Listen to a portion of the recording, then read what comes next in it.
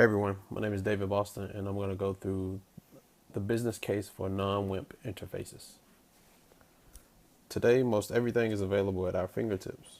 Literally, most devices allow us to use different gestures to accomplish a task. We can buy a plane ticket from our phone or change the TV channel from our wrist.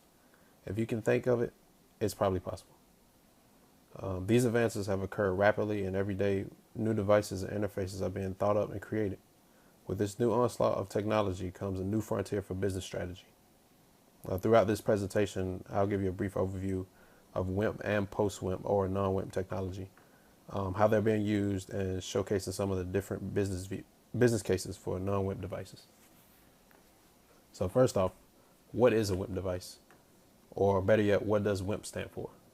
WIMP stands for any interface that uses the typical structure of windows, icons, menus, and pointer to help the user achieve their goals. So basically, a computer. Many businesses still operate using WIMP devices as they have dominated the tech space for decades. In the 50s and 60s, there weren't really any interfaces, so programmers debugged using lights and switches. In the 70s, point-and-click interfaces began to take root in the form of raster-based imagers, which still exist today. In the 80s is when other WIMP interfaces began dominating as they were made popular by companies such as Windows and Macintosh.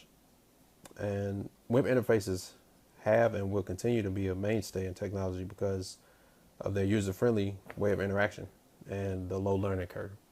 This is why you see most computers, well, most businesses still running off of Windows or either a point-and-click interface.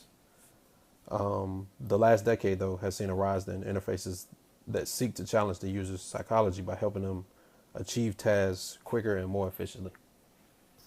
Today, majority of the population actually owns some sort of post-WIMP device. These are devices that enable the use of the user's senses in conjunction with the device. For example, touch is used with smartphones, sight and sound is used with video games and virtual reality headsets. Post-WIMP devices use real-time responses, probabilistic input, and continuous feedback to constantly update the user's activity. Many post-WIMP devices use actions that directly correspond with interactions that they use daily with the world around them, which has been dubbed reality-based interaction. What is reality-based interaction?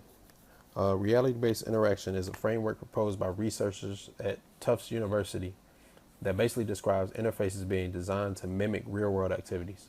By doing this, it increases the realism of the interface and allows the user to interact more closely with them. RBI focuses on 4 main control themes that correspond to the real-world interactions.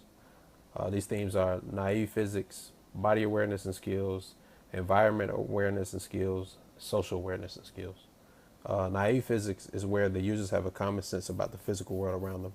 So think gravity for screen orientation on your mobile phone. Body awareness and skills is where the users are aware of their own body and how to operate them. So think walking on a treadmill in a virtual reality simulation. Environment awareness and skills is where users have the sense of their environment and how to use it. So this could be augmented reality to manipulate surrounding objects. And social awareness and skills, where users know how to interact with others within their environment. This is pretty much everything, so think FaceTime to talk to a family across the world. These days, it isn't uncommon to see post-WIMP interfaces. 3, 2, 1. These days, it isn't uncommon to see post-WIMP devices in business or interfaces in business. Smartphones, tablets, and even wearable tech has become a mainstay in many companies. Many ideas that were once thought to be science fiction are now being developed and integrated into many different industries. For example, the Microsoft HoloLens is a device developed by Microsoft where users can access different holographic displays. Future uses for this could be used in design by using the HoloLens to create, manipulate, and test in a 3D space than rather on a 2D surface. So for example, in this picture, you have an engineer actually building and testing his engine in a 3D space. Virtual reality is also being tested in the business space. Virtual reality headsets are now being used for virtual tours of different business environments, training new employees, or 360 views of a product. Uh, this will help create a cost-efficient way to develop products in the business environment. And Oculus Rift is technically not a business device, but it can be used. It's a gaming device, but it can be used in business.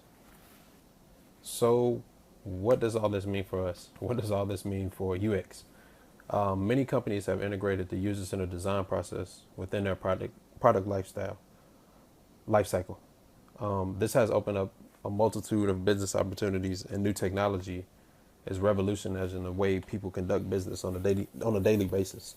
UX professionals must be able to adapt to these changes faster than ever, so their companies can obtain advantages over their competitors. Working together with business professionals will not only strengthen the company's vision and strategy, but it provides new uses for technology. Post-WIMP and even WIMP devices will fill a necessary gap in business strategy, and ACI professionals can help lead this trend. And that's my project. Thanks for watching. If you have any questions, please contact me at dboston1208@gmail.com.